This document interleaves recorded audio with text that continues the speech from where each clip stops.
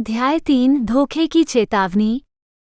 उत्साह के बाद होने वाली पहली चीजों में से एक है प्रबल भ्रम।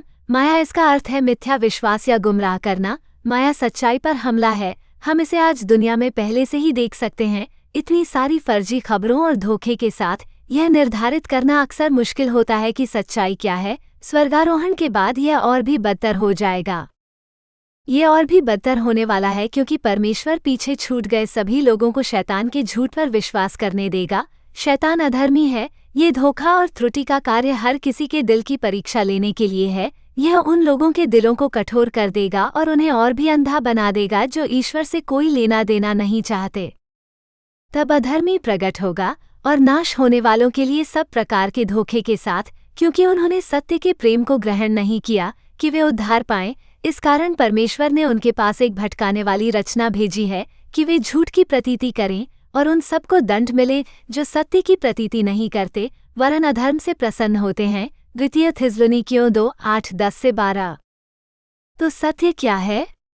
परमेश्वर और उसका वचन सत्य है। ईश्वर परिपूर्ण और पवित्र है और झूठ नहीं बोल सकता। बाइबल उसका शब्द है। जब प्रत्येक लेखक ने उसके शब्दों को लिखा तो परमेश्वर की आत्मा उसके साथ थी। परमेश्वर की आत्मा विद्वानों के साथ थी क्योंकि उन्होंने निर्णय लिया था कि आज हम जो बाइबल जानते हैं उसमें कौन सी पुस्तकें शामिल की जाएं। तेरे सब वचन सत्य हैं। तेरे सब धर्ममय नियम सदा स्थिर हैं। भजन संहिता 119-160। परमेश्वर जो झूठ नहीं बोल सकता। तीतुस 1:2। हर एक पवित्र शास्त्र परमेश्वर की प्रेरणा से रचा गया है और उपदेश और समझाने और सुधारने और धार्मिकता की शिक्षा के लिए लाभदायक है, ताकि हर एक जन जो परमेश्वर का है सिद्ध हो जाए और हर एक भले काम के लिए तत्पर हो जाए। द्वितीय तीमुथियुस 3:16-17।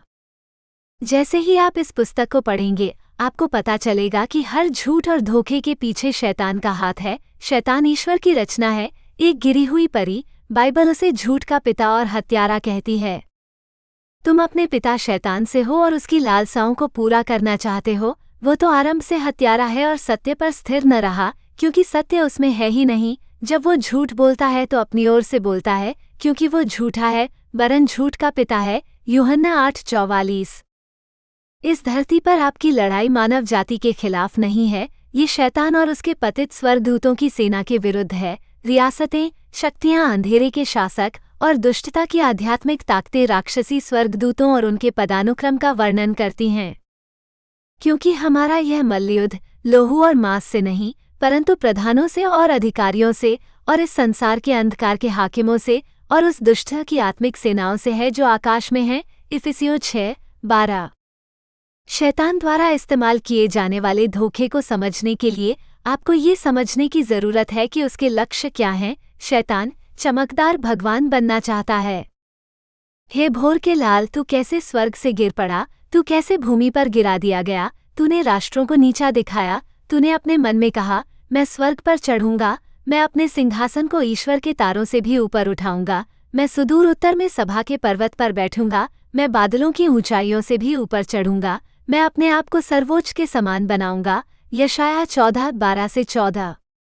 वो चाहता है कि उसकी पूजा भगवान की तरह ही की जाए और वो उसी तरह रचना करना चाहता है जैसे भगवान बनाता है। शैतान ईश्वर और ईश्वर द्वारा बनाई गई हर चीज से नफरत करता है। इस प्रकार शैतान तुमसे घृणा करता है। शैतान ईश्वर, बाइबल, यीशु, ईसाइयों, स्वर्गारोहण, ईश्वर से संबंधित किसी भी चीज और हर चीज के बारे में झूठ बोलेगा।